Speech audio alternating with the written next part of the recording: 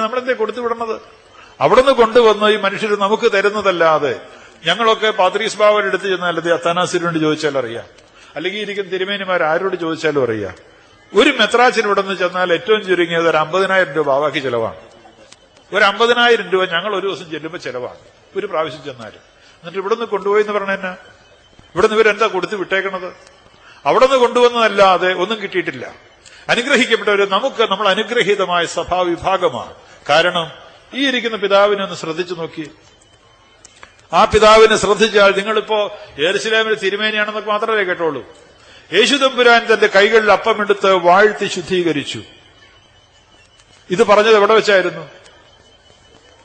സെഹിയോൻ മാളികയിലാണ്. ഈ തിരുമേനി 365 ദിവസം അന്തി ഉറങ്ങുന്നത് ആ മുറിയിലാണ്.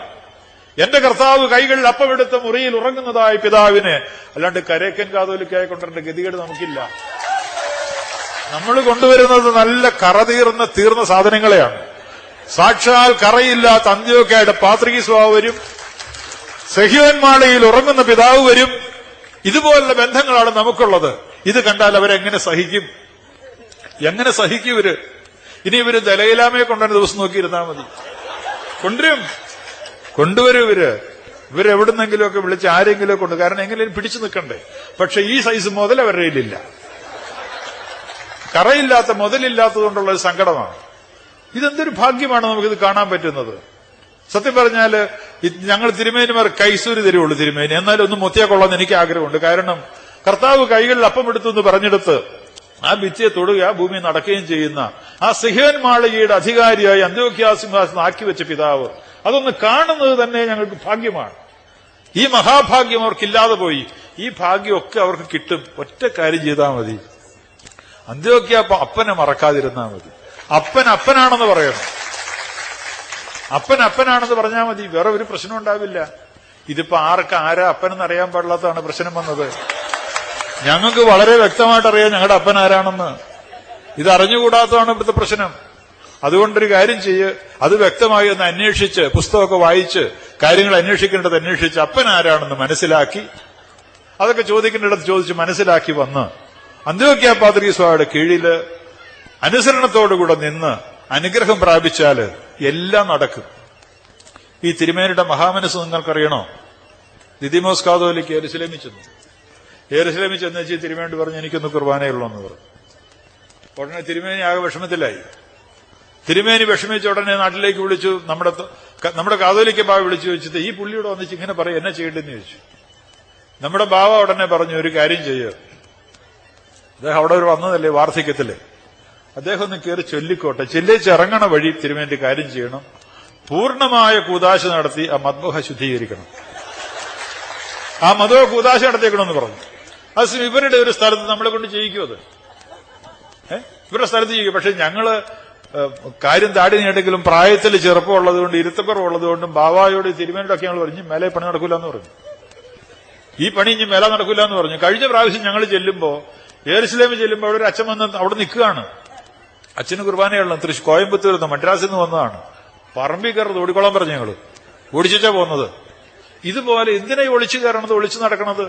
നേരെ പറയാൽ അന്ത്യോക്യ പാത്രീസ് ബാവ ഞങ്ങളുടെ അപ്പനാണെന്ന് സമ്മതിച്ചാൽ, അവിടെ നിന്നാണ് ഞങ്ങളുടെ കൈവപ്പെന്ന് സമ്മതിച്ചാൽ, അതാണ് ഞങ്ങളുടെ ഉറവിടമെന്ന് സമ്മതിച്ചാൽ, അവിടെയാണ് വട്ടശ്ശേരി തിരുമേനി പട്ടമേറ്റെന്ന് സമ്മതിച്ചാൽ, ഞാൻ കാപ്പയുടെ അകത്ത് കയറിയപ്പോ കണ്ടില്ലെന്നേ. പുള്ളി കോടതി പറഞ്ഞ കാപ്പയ്ക്കകത്ത് കയറിയപ്പോ കണ്ടില്ലെന്ന്. കോടതിയുടെ നടപടിക്കകത്തുള്ളതാണ്, ഞാൻ വായിച്ചിട്ടുണ്ടത്. വട്ടശ്ശേരി കാതോലിക്കായിട്ട് വട്ടശ്ശേരി മെത്രാച്ചനോട് കോടതി ചോദിച്ചു, നിനക്ക് പട്ടം തന്ന അന്ത്യോക്യ പാത്രീസ് അല്ലേ അങ്ങേക്ക് പട്ടം തന്നത്? കൃത്യമായിട്ട് അറിയാൻ പാടില്ല. എന്താ അത് കാരണം? നിങ്ങളുടെ തലേ കൈവച്ച അന്ത്യോക്യം.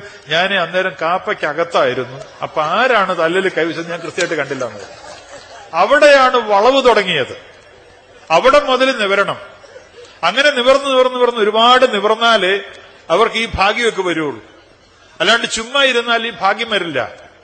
കാര്യശരി എഴുതാൻ പത്രക്കാരുണ്ടാവും, കാശ് കൊടുത്താൽ കാണിക്കാൻ ടി വിക്കാരുണ്ടാവും, ഇതൊക്കെ കാണും. പക്ഷേ ഈ സൈസ് മുതലുണ്ടാവില്ല.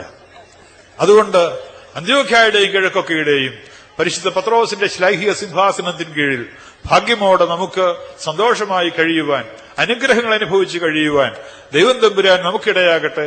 നമ്മുടെ ദേവാലയങ്ങളിൽ ആര് കയറി വന്നാലും, ഭരണത്തിനല്ലാതെ പ്രാർത്ഥിക്കാൻ ആര് വന്നാലും നമുക്കൊരു വിരോധമില്ല. പക്ഷേ 2002 ഭരണഘടന അനുസരിച്ച് ഞങ്ങൾ ജീവിക്കുമെന്ന് പ്രഖ്യാപിച്ചിട്ടുള്ള, അത് അംഗീകരിച്ചിട്ടുള്ളതായ പള്ളികളില് ഇനി കയറാനായിട്ട് നോക്കരുത്. കാരണം പോലീസ് എസ്കോർട്ട് ചോദിച്ചു കൊടുത്തില്ല, മുഷ്ടിബലം കാണിക്കാൻ നോക്കി നടന്നില്ല, പിന്നെ 34 കാണിക്കാൻ നോക്കി നടന്നില്ല. ഇതെല്ലായിടത്തും മാറി നിൽക്കുകയാണ്. ഇതൊക്കെയാണ് സത്യമെന്ന് ഈ സമൂഹം അറിയുന്നുണ്ട്. കേരളത്തിലെ ജനതയ്ക്ക് ഇതിനെക്കുറിച്ച് ബോധ്യമായിട്ടുണ്ട്. എനിക്ക് തോന്നുന്നത് തീർച്ചയായിട്ടും വെള്ളാപ്പള്ളി നടേശനും നാരായണ പണിക്കർക്കും വരെ അറിയാം ഇപ്പോ ആരാ നുണ പറയണേ, ആരാ സത്യം പറയണമെന്നുള്ള വിവരം.